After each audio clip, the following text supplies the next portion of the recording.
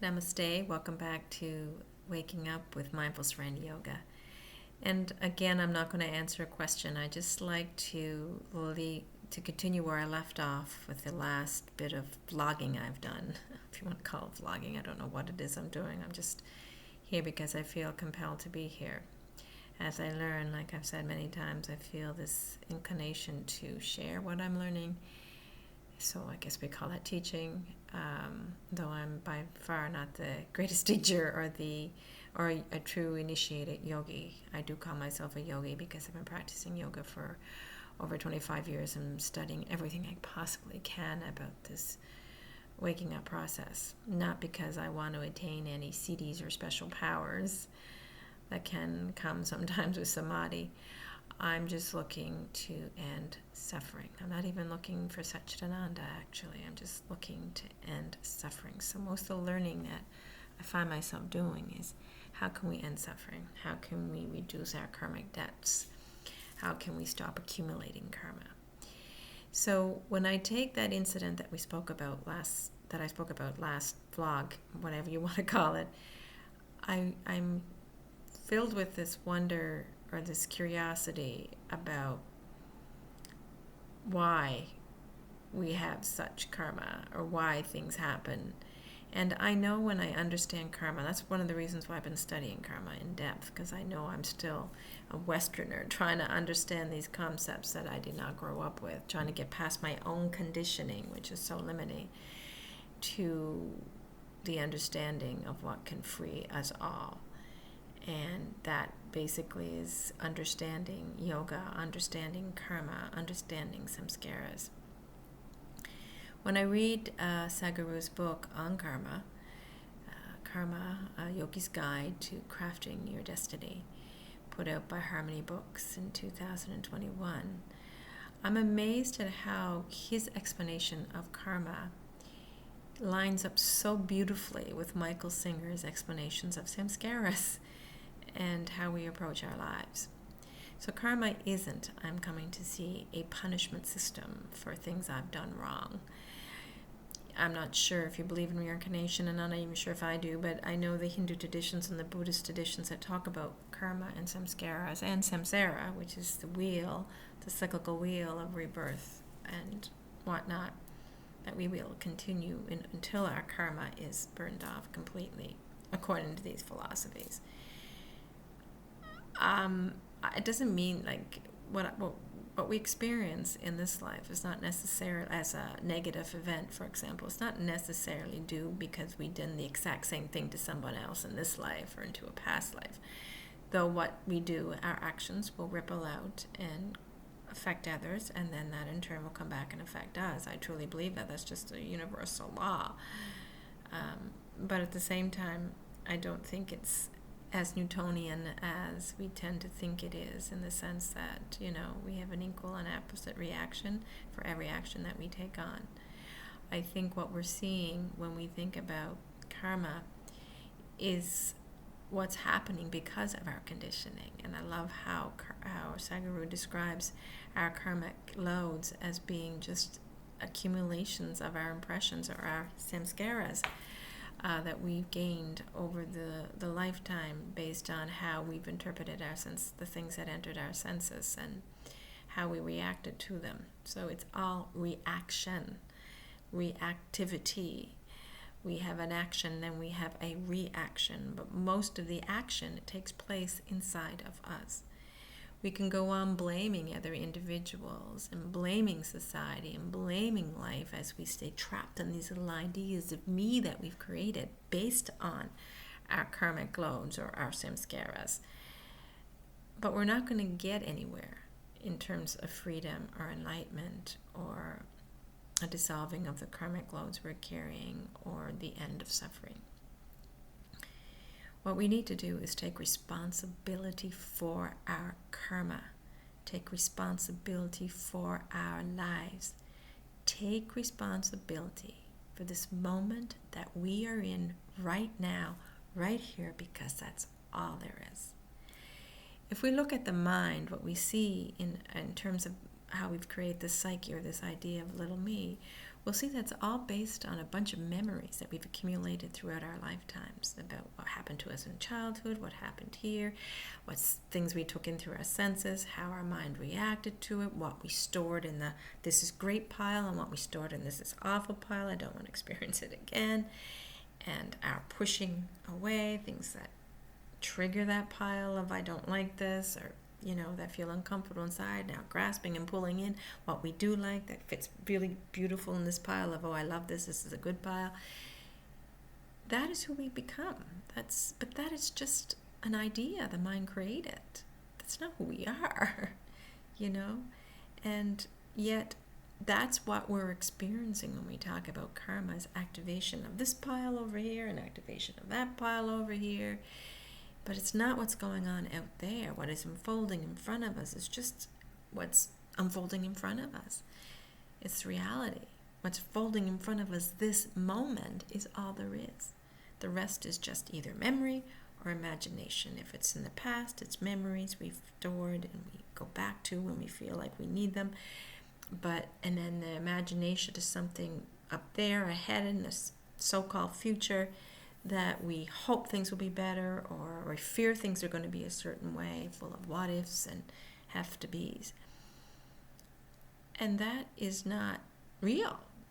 It is not, that's just things we created, because the only time that really exists is this moment right now. This moment, not the next moment, because who knows what's going to happen the next moment. This moment right here is reality.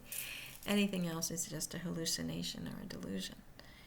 Yet we buy into it and we believe it to be true, so we stay stuck in our heads. And when we're stuck in our heads, we are not living life. You know what I mean? It's like we're not getting anywhere. We're not moving, but we think we're moving. We can do 1,000 million things in our minds, We can be 1,000 different places, 1,000 different time frames, back in the past or in the future. But this is all there is. And when we wake up, we realize we haven't moved anywhere. We're just running around in circles in our minds. And we actually haven't been anywhere, because this moment is all there is. We're just here and now doing this, whatever we're doing. And it's perfect just the way it is. Yet, because of these samskaras, we tend to judge the moment as either good or bad, something we want to be involved in or something we want to project away from into the future or into the past, or something we fear happening in the future, or because of something that happened in the past. So these samskaras, or this karmic load, are just these bags of stuff we've carried. And eventually we're going to realize they've just been holding us down, and they're not real. Because karma only affects the mind and the body and their energy levels. It doesn't affect who we really are. This essence of who we are that can be found and experienced in the moment if we separate from our minds just a little bit and witness it. And during that incident, Saturday night or Saturday morning, I was able to do that. I didn't consciously do it, it just happened. But I had that complete separation of mind and who I truly am, and I was able to see that I wasn't the mind. I wasn't the reactive mind that could go into fear mode. I wasn't what was happening around me. I was just this observer and this experiencer, and that got me through that experience. The next day, however, I reacted because I slipped out of the experiencer and got pulled into the drama because of old samskaras inside me related to dealing with formal support systems, because of this bags of karma I was holding on to. And that karma was just being played out, But it was all me. It was all my responsibility, regardless of what the people did or didn't do and how they acted because of their karma and their samskaras is irrelevant. It was mine, my actions and my reactions that were taking place in those moments. And I missed out. As long as I was thinking and worrying and fretting and being angry and resisting what they were doing and being fearful, I was missing out on experiencing the moment as it was occurring, as it was, experiencing life and being in life. Because we are all parts of existence. It's just as existence is part of us, Sadhguru says in the book. And we've got to start realizing that. As soon as we begin to truly accept the moment as it is, just as I was doing during the crisis situation itself, I was just accepting it. I was opening to it. I was almost like intrigued by it. instead of being terrified by it. Because my mind, I wasn't operating in my mind. I wasn't operating as a little me. I was that greater person behind the mind. And if we can do that on a daily basis, use meditation, for example, because it helps to train us. When I've been practicing meditation for a long time, help to train us to create that distance between mind and who we really are. So we're not following that drama, being pulled into the future and pulled into the past, times that do not exist. We simply embrace what is exactly as it is without judgment or preference or desire or pushing away. Then we will heal at the deepest level. And that healing from our samskaras is equivalent to the removing of the karma. When we're healing and mindful and willing to be in the moment as it is without judging it, we're not going to accumulate more samskaras, and we're not going to accumulate, therefore, more karma.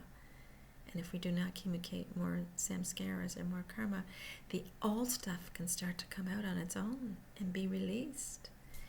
And what happened on the following day, Sunday, related to dealing with formal support systems was just this activation of all samskara, but it was giving everything an opportunity to just come up right to the surface, to conscious awareness, so we could pass through. So I could let go of that karma.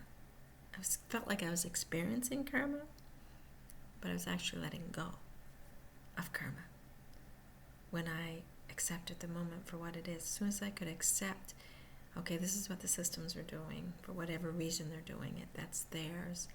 That's not mine to own or mine to judge or blame. What I can only work on is what's inside of me. And as soon as I did that and accepted it happening the way it did, I felt, just as much distant as I did the night before. There was no mind, there was no psyche getting in the way, reacting.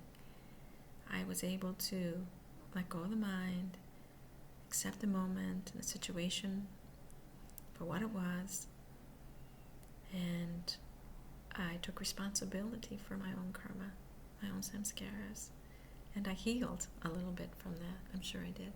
Still got a lot more healing to do, as we all do, but when we realize the healing taking place, when we see these epiphanies, when we realize I'm not my mind like I did that night, and now as I gradually am in the process of doing now because of the samskara triggering I got on the next day dealing with the authorities and the mental health system, I realize that, I am healing.